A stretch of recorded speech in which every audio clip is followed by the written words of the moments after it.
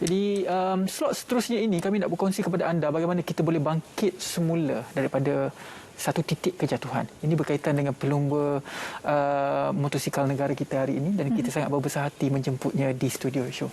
Jadi saya tidak perlu perkenalkan lagi kerana namanya sudah pun sentiasa dikenali terutamanya dalam arena supermoto negara iaitu Khairul Amir Yahya. Terima kasih kerana sudi bersama kami di studio. Pasti ada banyak kesibukan dan sebagainya untuk latihan dan sebagainya menjelang beberapa championship yang akan disertai nanti. Kita tahu untuk beberapa bulan yang lepas Khairul ataupun Rin sendiri mengalami kemalangan yang sangat serius di kejohanan Spanish, tak salah saya? Betul. Ya, jadi bagaimana kalau selepas kebangkitan daripada kemalangan tersebut, kalau Rin boleh kongsikan sedikit? Ya, kemalangan itu berlaku di Valencia waktu buat sesi latihan. Motor ketika itu saya hilang kawalan dan terbabas. Tapi saya jatuh dengan biasa, cuma motor tu terhempap di bahagian pelvis saya belah kanan. Saya dirawat di hospital selama 46 hari di ward. Kebangkitannya sangat sukarlah sebab nak cari motivasi balik, cari kenaikan nak bina semula badan untuk hilangkan orang kalau bagi saya kata malas saya tu, nak hilangkan, nak naikkan semula fokus saya, memang sukar. Tapi sekarang saya fokuskan diri sebab sekarang tiada latihan lagi. Saya fokuskan diri untuk bina balik mentaliti saya dan fizikal saya. Rin, mungkin boleh perincikan kepada penonton kita yang bagaimana bentuk kecederaan yang Rin hadapi, keretakan tulang itu bagaimana? Keretakan tu ada di belah, kalau bila saya duduk ni, tulang pelvis. Itu tulang yang menyokong kita punya usus semua daripada jatuh. Retakan tu kalau ikutkan besar, seperti yang saya dibagi tahu adalah open book. Yang mana retakannya tu banyak. Dan tersilap saya ada 4 besi di dalam badan saya. Jadi memang besar retakan. Di pelvis itu 4 besi? Ya, betul. Okey, ini kita kongsi kepada anda bagaimana sebenarnya gambaran X-ray kedudukan pelvis ataupun besi-besi dimasukkan di pelvis Rin sendiri. Apa yang bermain di minda Rin sewaktu kemalangan tu? Apa yang berada di minda ketika itu?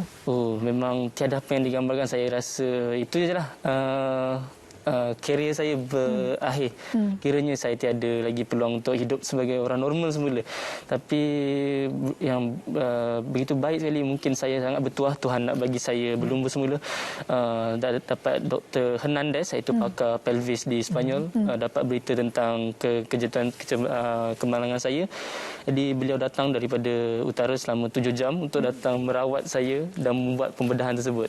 Dan syukur Alhamdulillah saya kembali normal, walaupun pada mulanya kaki saya memang tak boleh nak jalan. Tapi setelah buat fisio demi fisio, makanan suplemen yang saya ambil sebelum ni kan, jadi Alhamdulillah syukur saya boleh hidup sebagai normal semula dan berlumba semula.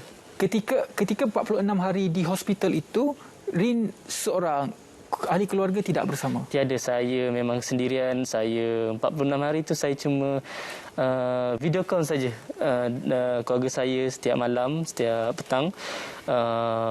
Saya hanya berjumpa dengan pasukan seminggu sekali. Bercakap pun sangat sukar kerana bila saya cakap bahasa Inggeris, dia akan menjawab dalam bahasa Sepanyol. Jadi saya perlu kena belajar bahasa Sepanyol jugalah pada masa yang sama, kerana walaupun pasukan saya sendiri ada perlu bercakap Sepanyol juga kerana antara mekanik adalah orang Sepanyol. Bagaimana 46 hari kat sana dalam keadaan sakit, tiada ahli keluarga yang boleh membantu dan sebagainya. Bagaimana kehidupan Rin di sana? Diet, pemakanan dan sebagainya, ubat-ubatan, fisioterapi? Bila di sana, sebab kita di sana tiada pantang larang, jadi luka dan kata tulang lambat sembuh lah. Itu sebab 46 hari. bila saya sampai di sini ambil masa 2 minggu untuk luka saya rapat semula kerana ubat-ubatan kita ada yang lebih bagus lah. Jadi lagipun saya ambil susu kalsium yang tinggi untuk cantumkan balik tulang saya dan sedikit urut tradisional orang Melayu di kampung untuk mencantumkan balik tulang tu, dan fisioterapi 3 kali seminggu memang jadi kebiasaan lah masa ketika itu untuk kembali semula berlumba. Fisioterapi dilakukan di Malaysia? Yes. Diawasi oleh Malaysia lah. Betul. Jadi kita difahamkan jugalah Rin merupakan pelajar di MSU. Bagaimana sewaktu perlumbaan, sewaktu kecederaan, pengajian itu bagaimana berlangsung? Sewaktu perlumbaan sebelum saya ke Malangan, tiada kesukaran sebab kelas mula hari Isnin. Jadi bila saya habis berlumba pada hari Ahad di Sepanyol, kita ada 7 jam perbezaan. Pukul 2 pagi saya takkan tidur kerana di Malaysia 8 pagi. 8 pagi. Tapi saya suka belajar kerana hidup adalah kita belajar dan dapat ilmu tu dan kita guna untuk masa depan. Apa perkara penting yang Rin pelajari daripada insiden kemalangan ni? Apa yang saya pelajari adalah macam mana nak bangkit semula, macam mana nak dapatkan balik motivasi, kerana mungkin saya terlalu fokus untuk mengejar orang, mungkin terlalu fokus untuk mengejar masa kedudukan. Tapi mungkin apa yang saya perlu fokuskan adalah diri saya sendiri, mentaliti saya sendiri untuk mungkin lebih bersabar. Okey. Ketika anda duduk di sini, berapa peratus kesembuhan terhadap diri anda? Bagi saya 100% dari segi tulang lah. Cuma otot mungkin dalam 90%. Sebab ketika perlumbaan yang terbaru ni di Itali, saya dapat rasakan otot dan tulang tu tidak berapa selesa lagi. Ada kesakitan mungkin dalam 6 pusingan lagi masa ke perlumbaan tersebut. Saya rasa ada yang tidak kena dan saya rasa penat ketika itu. Sewaktu kemalangan itu, apa yang Rin rasakan? Mungkin ada kesilapan daripada Rin sendiri ke, atau mungkin track ke, apa yang menyebabkan kemalangan itu sebenarnya? Ya, pada ketika sesi saya datang masa tu memang silap saya lah, sebab saya fokus untuk mengejar orang berbanding fokus untuk memperbaiki diri saya. Jadi saya tahu itu kesilapan saya, tapi malang tidak berbau kan. Saya tidak pasti macam mana motor tu boleh hempap ke atas saya. Sebab saya jatuh biasa, saya boleh bergerak ketika itu. Tapi memang motor tu tepat hempap ke pelvis saya. Sepanjang pengalaman perlumbaan, pernah terjatuh motor? Pernah. Saya pernah jatuh ketika sebelum pusingan tersebut. Saya jatuh kepala dulu.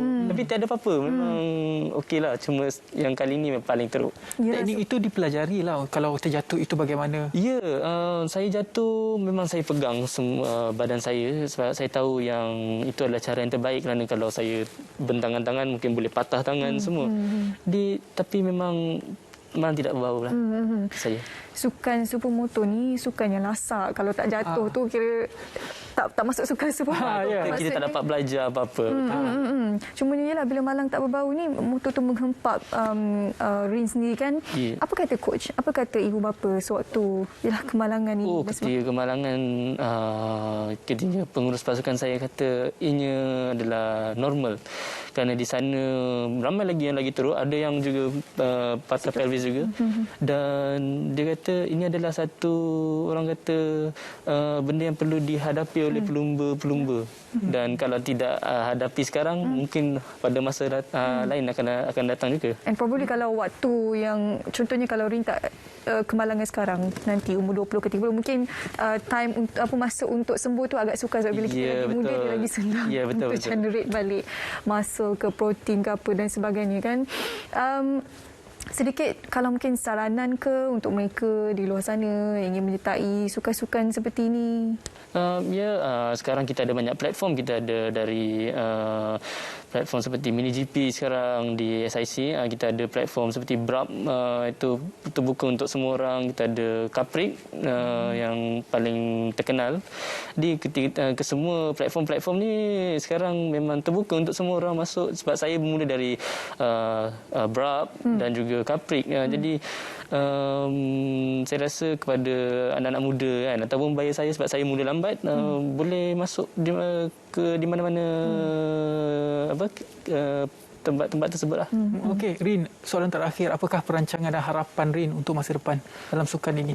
Ya, masa depan saya untuk 2022 adalah saya cuba baiki diri saya dari segi fizikal. Kita akan tanda tangan kontrak baru mungkin. Fokus lagi untuk kejuaraan Sepanyol kerana saya tahu pada tahun ni boleh bagi saingan di kelompok tengah. Tahun depan saya tidak harap apa-apalah macam biasa, tapi untuk dekatkan jawatan masa saya lagi untuk bagi saingan di kelompok lagi tengah. Rin boleh jadi salah satu contohlah sebab Harul Amrin Yahya antara nama ataupun rakyat Malaysia pertama yang berjaya untuk memasuki pertandingan S4 Supermoto di Eropah. Jadi itu adalah satu yang perkara yang sangat membanggakan untuk anak-anak kecil ataupun budak-budak muda yang meminati sukan Supermoto ini juga. Jadi Rin ada IG ke Instagram nak kongsi kalau macam Facebook saya pakai nama Khairul Rin dan di Instagram saya pakai Khairul_Rin. Itu sajalah yang media sosial yang saya ada. Okey. Terima kasih banyak-banyak kepada Rin, Khairul Amirin Yahya nama sebenarnya, pelumba supermoto negara yang mengalami kemalangan di Sepanyol, membawa nama Malaysia ke peringkat dunia. Terima kasih dan juga tahniah diucapkan. InsyaAllah masa depan akan lebih cerah selepas ini dan kami mendoakan supaya kesembuhan 100% akan diberikan kepada Rin. Terima kasih banyak-banyak Rin. Baiklah, kita akan beralih untuk